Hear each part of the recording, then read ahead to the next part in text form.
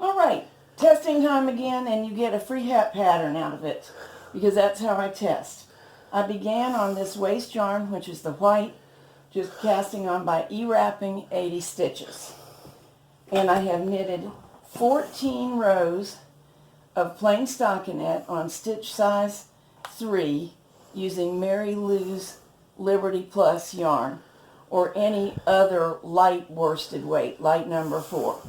We've already switched to KC and knitted the row that allows the card to start reading.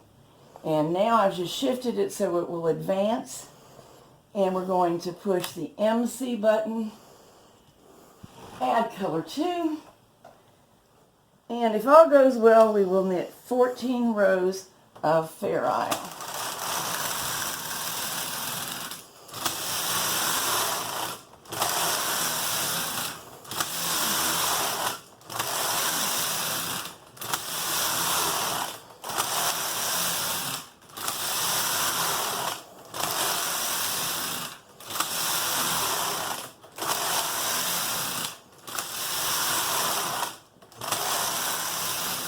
That's 13 rows, and since we're going to shift to tuck shortly, but we're going to keep the same pattern going, I'm just going to go ahead and knit the 14th this time. Now I'm canceling MC, snipping out color 2, and setting that one aside.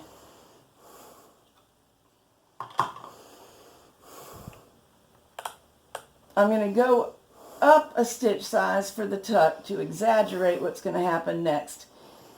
Either 3 or 4 will work for this yarn on this design. Both tuck buttons in. We're going to knit 32 rows of tuck.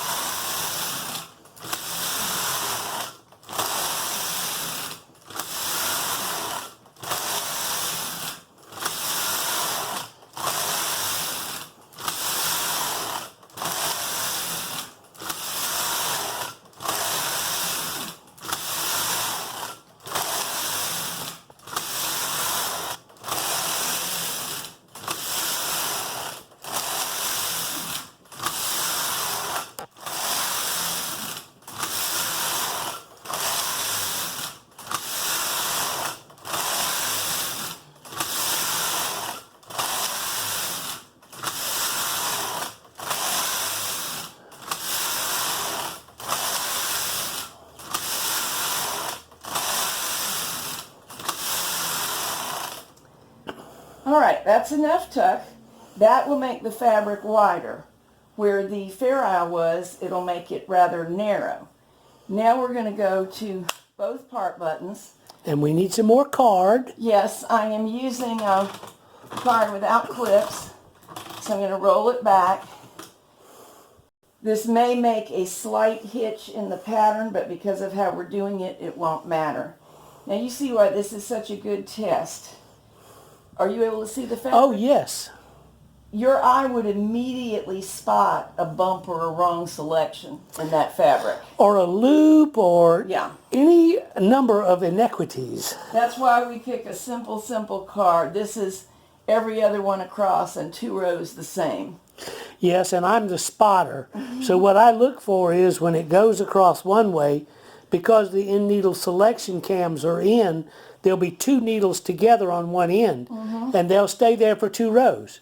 Then there'll be 2 needles together on the other end as the last 2 needles. So that's what I'm watching because this is testing my work. Okay, now, so we're going to slip stitch, same card pattern for 20 rows.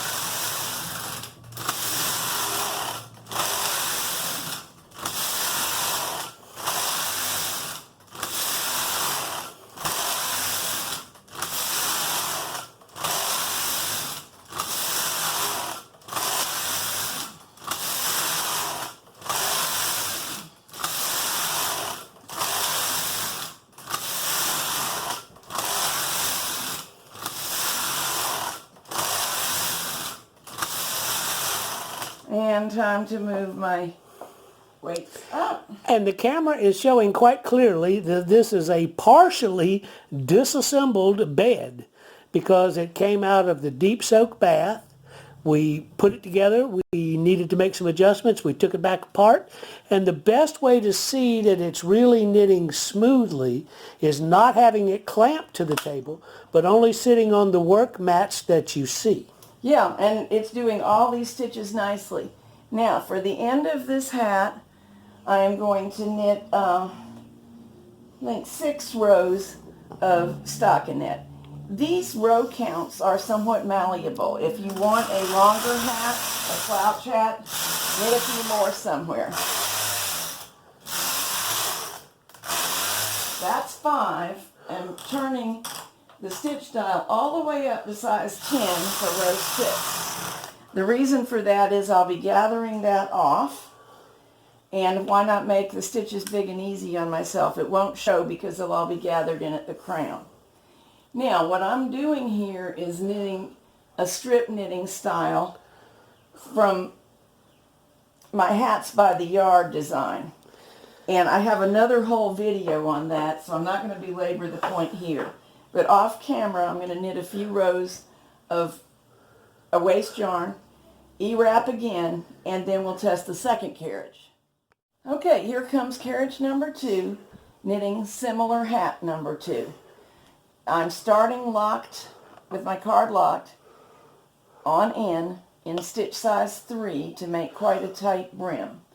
I can tell you it's going to look stiff when I get to the other end of the bed because the way I E-wrapped, I just doubled the yarn around the end needle and then wrap till I ran out of the doubled area. So this much is twice as thick, and there is the waist yarn on there. So it's going to be stiff, and you'll see me experience that. She'll have to work this time. Yep, but there it is. Now, that's row 1 of 14.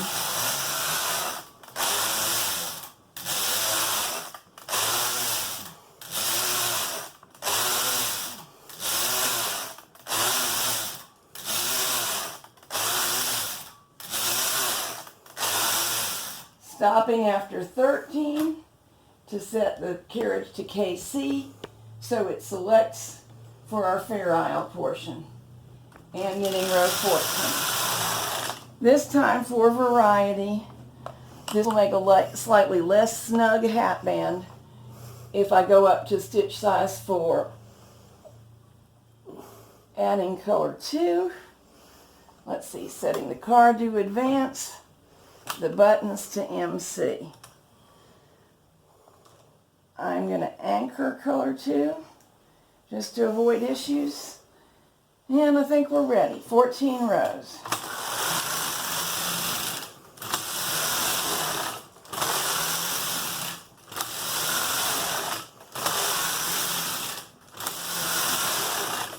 My weights are getting a bit down on the work, and it's always good to have your claw weights on the edges for Fair Isle. So that was 6 rows. 7, 8, 9, 10, 11, 12, 13, 14. Couple of changes coming up. Getting rid of color 2 and setting it aside. Depressing both tuck buttons, which automatically canceled MC, and it is supposed to. And 32 rows of tuck.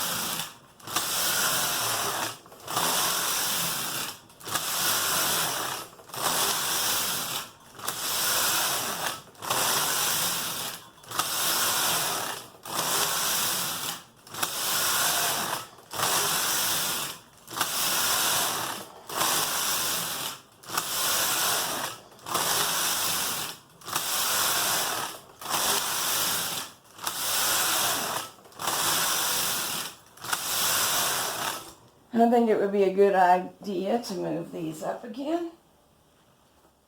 That was 20.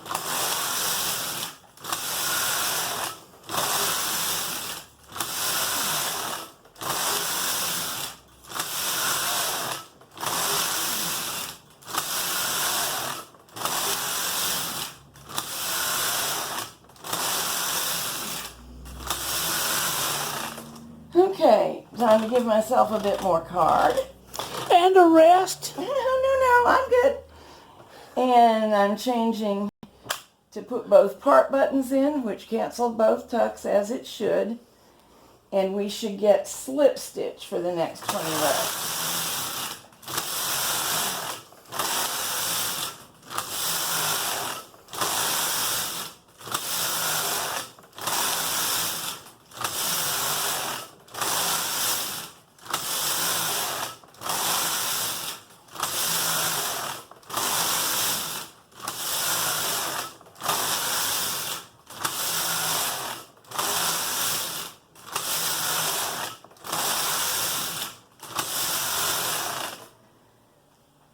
That's that, and now N and 6 rows, but we're only going to knit 5 before increasing the stitch size. 1, 2, 3, 4, 5, stitch size 10. Leave yourself a good long tail so you can use it to gather off, and I will gather it and seam it off camera and then show you what these hats look like. This should fit a teenager to small adult head. They fit me, not because I'm so extra teensy, but I have a pointy head. And they fit most girls by the age of 10, boys too, are going to have just about a size adult small head. So let's get this off and you can take a look. Here are 3 of the 4 hats in my strip. Again, you can learn how to strip knit in my Hats by the Yard video. And we always examine both sides of the fabric to make sure. This is such a predictable pattern that your eye can easily spot an error. Fortunately, these passed. I've knitted about 10 hats total testing this machine because we just don't like to send one back without knowing. And the Keeping Maine Warm charity benefits, I give all the hats to them. This is where I've gathered in the crown, lifting all of those stitches from the last row. That you made extra large. That I made extra large to make it easier on my eyes and nerves. And at this point I will secure. You're away from the camera, so you need, there you go, right there. I'll secure the crown with a couple of knots. I accidentally pulled a stitch up and I'll fix that. And I'm trying to show you, these are the edges that I'll sew together. I'll put them right sides together as usual, working from the inside, except for down here, this is a rolled brim. So we'll work from the right side because the roll will come up and cover it. I'll show you the finished hat in 5 minutes. So here's the hat we get. You can see where the Fair Isle pulled it in because it tends to. The tuck shaped it and made it wider where a hat should be wider. The brim is rolled but snug. The slip stitch above the tuck made the hat start to pull in at the top. Don't you love my head form? It's a pretzel container. And then those very last 6 rows in stockinette made it easy to gather off.